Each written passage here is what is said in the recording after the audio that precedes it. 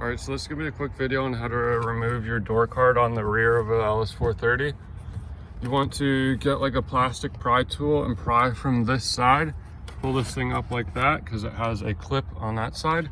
There's going to be a wiring harness for the switch right here, and then there's going to be a light right here, and you remove this screw, pull the light out, which is this thing for the ashtray, and see how it has the slot there for the bolt.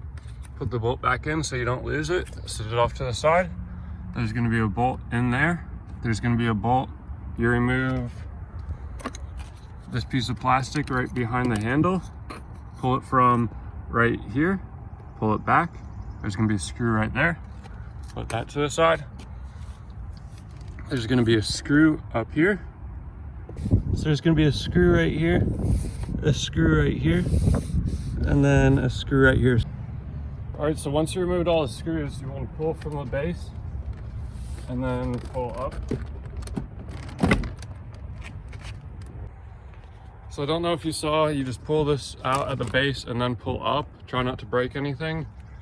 In my last video, you might have seen that I repaired this sub pretty easy. If you look in here, the speaker is okay in the door. I'm not going to remove it because I'm not going to fix what isn't broken.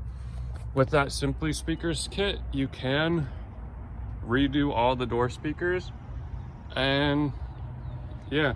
But so my speakers are working good in the door. I'm gonna hold on to the kit, and if I ever need to in the future, I will be able to just pop in some new foam and the Mark Levinson sound system will still be sounding good. Thank you for watching. Have a good day.